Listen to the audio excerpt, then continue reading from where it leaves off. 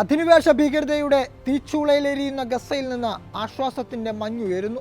വെടിനിർത്തൽ കരാർ നിർണായക ഘട്ടത്തിലെന്ന് ഖത്തറും അമേരിക്കയും. ഇസ്രായേൽ കരാർ അംഗീകരിച്ചതായും ഹമാസിന്റെ ഭാഗത്തുനിന്ന് അനുകൂല സന്ദേശം ലഭിച്ചതായും ഖത്തർ വിദേശകാര്യ മന്ത്രാലയ വക്താവ് മാജിദ് അൽ അൻസാരി വ്യക്തമാക്കി. 119 നാളിലേക്ക് എത്തിയ ഗസ യുദ്ധത്തിൽ ബന്ദികളുടെ മോചനവുമായി ബന്ധപ്പെട്ട വെടിനിർത്തൽ കരാർ വൈകാതെ പ്രാബല്യത്തിൽ വന്നേക്കുമെന്നാണ് സൂചന. ഈജിപ്ത് തലസ്ഥാനമായ കെയ്റോയിലെത്തിയ ഹമാസ് രാഷ്ട്രീയകാര്യ മേധാവി ഇസ്മായിൽ ഹനിയയുമായി അവസാനവട്ട ചർച്ച തുടരുകയാണ്. 1.5 മുതൽ 2 മാസം വരെ നീളുന്ന വെടിനിർത്തലാണ് കരാറിൽ മുഖ്യമെന്നാണ് സൂചന. ഒരു ബന്ദിക്ക് പകരം 100 ഫലസ്തീൻ തടവുകാരുടെ മോചനവും കരാറിൽ ഉൾപ്പെടുന്നതായി വിവരമുണ്ട്. 40 ബന്ദികളെയായിരിക്കും ആദ്യഘട്ടത്തിൽ കൈമാറുക.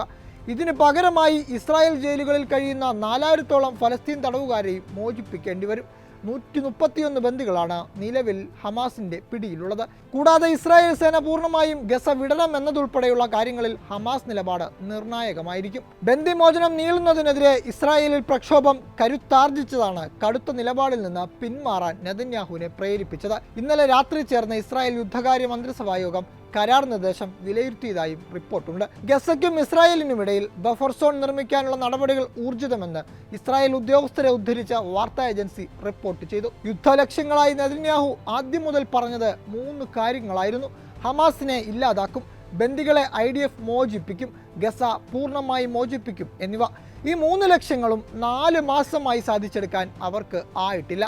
ഈ സാഹചര്യത്തിലാണ് നെതന്യാഹുവിനെതിരെ ഇസ്രായേലിൽ ഇപ്പോഴും വലിയ പ്രക്ഷോഭം തുടരുന്നത്. 4 മാസമായിട്ടും ഇത്ര വലിയ സൈനിക ശക്തിയായിട്ടും ഈ ലക്ഷ്യങ്ങളൊന്നും നടക്കാതെ പിന്നെ എന്തിനാണ് ഇപ്പോഴും മുന്നോട്ട് പോകുന്നത് എന്നാണ് നെതന്യാഹുവിനെതിരെ ഉയരുന്ന ചോദ്യം.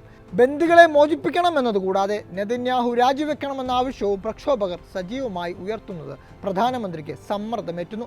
യുദ്ധത്തിലൂടെ ഒരിക്കലും ബന്ദികളെ മോചിപ്പിക്കാൻ സാധിക്കില്ലെന്ന് 4 മാസം കൊണ്ട് നെതന്യാഹുവിനെ ബോധ്യപ്പെട്ട സാഹചര്യത്തിലാണ് ഏതെങ്കിലും തരത്തിലുള്ള ചർച്ചകളിലേക്ക് നീങ്ങണമെന്ന ആവശ്യം ഉയരുന്നത്. ഇതിന്റെ അടിസ്ഥാനത്തിൽ നെതന്യാഹു അമേരിക്കയുമായി പലതവണ ചർച്ച നടത്തി. യുദ്ധം പൂർണ്ണമായി അവസാനിച്ചാൽ മന്ത്രിസഭ പിരിച്ചുവിട്ട തെരഞ്ഞെടുപ്പിലേക്ക് പോകണമെന്ന ആവശ്യം മന്ത്രിസഭയിൽ നിന്ന് തന്നെ ഉയരുന്ന സാഹചര്യത്തിൽ വെടിനിർത്തലിന് ശേഷവും നെതന്യാഹു വീണ്ടും യുദ്ധത്തിലേക്ക് പോകാനുള്ള സാധ്യതയുണ്ട്. ഇത് ഹമാസിനും അറിയാം. അതിനാലാണ് പൂർണ്ണ യുദ്ധവിരാമം എന്ന നിലപാടിൽ ഹമാസ് ഉറച്ചു നിൽക്കുന്നത്. എന്നാൽ ഇത് അംഗീകരിച്ചാൽ അപ്പോൾ തന്നെ രാജിവെക്കേണ്ടി വരുമെന്ന് അറിയാവുന്ന നെതന്യാഹു ഇതിന് സമ്മതിക്കുന്നില്ല എന്നതാണ് വെടിനിർത്തൽ ചർച്ചകളിൽ ഏറ്റവും സങ്കീർണമായ പ്രശ്നം. അതേസമയം ദ്വിരാഷ്ട്ര പ്രശ്നപരിഹാരവുമായി ബന്ധപ്പെട്ട നടപടികൾ ഊർജിതമാക്കുമെന്നും US സ്റ്റേറ്റ് വകുപ്പ് പ്രതികരിച്ചു. വെസ്റ്റ് ബാങ്കിൽ ഇസ്രായേലി കുടിയേറ്റക്കാരുടെ അതിക്രമം അമർച്ച ചെയ്യുന്നതിന്റെ ഭാഗമായി 4 പേർക്ക് യാത്രാവിലക്കും സാമ്പത്തിക ഉപരോധവും അമേരിക്ക പ്രഖ്യാപിച്ചു. കടന്നുകയറ്റം, സ്വത്തപഹരിക്കൽ, ഭീകരത എന്നിവ നടത്തുന്നവർക്കെതിരെ കടുത്ത നടപടി വ്യവസ്ഥ ചെയ്യുന്ന ഉത്തരവിൽ US പ്രസിഡന്റ് ബൈഡൻ ഒപ്പിട്ടു. അമേരിക്കൻ നടപടിയെ ഇസ്രായേലിലെ വലതുപക്ഷ നേതാക്കൾ വിമർശിച്ചു. സ്വതന്ത്ര ഫലസ്തീൻ രാഷ്ട്രത്തെ ഔദ്യോഗികമായി ഉടൻ അംഗീകരിക്കുമെന്ന് ബ്രിട്ടനും വ്യക്തമാക്കി. അതിനിടെ ഗസയിൽ ഇസ്രായേൽ തുടരുന്ന വംശഹത്യയിൽ കൊല്ലപ്പെട്ട ഫലസ്തീനികളുടെ എണ്ണം 27,000 കടന്നു. കഴിഞ്ഞ 24 മണിക്കൂറിനിടെ 118 പേർ കൊല്ലപ്പെടുകയും 190 പേർക്ക് പരിക്കേൽക്കുകയും ചെയ്തു. ആകെ പരിക്കേറ്റവരുടെ എണ്ണം 66,139 ചെങ്കടലിൽ ബ്രിട്ടന്റെ ചരക്കുകപ്പലിന് നേരെ ആക്രമണം നടത്തിയതായി ഹൂത്തി വക്താവ് അറിയിച്ചു. ഹൂത്തികളുടെ 10 ഡ്രോണുകളും ഒരു സൈനിക കേന്ദ്രവും ആക്രമിച്ചതായി US സൈനിക നേതൃത്വവും അറിയിച്ചു. ലെബനാനുമായി യുദ്ധത്തിൽ ഏർപ്പെടരുതെന്ന് ഇസ്രായേലിനോട് നിർദ്ദേശിച്ചതായി US പ്രതിരോധ സെക്രട്ടറി ലോയിഡ് ഓസ്റ്റിൻ അറിയിച്ചു.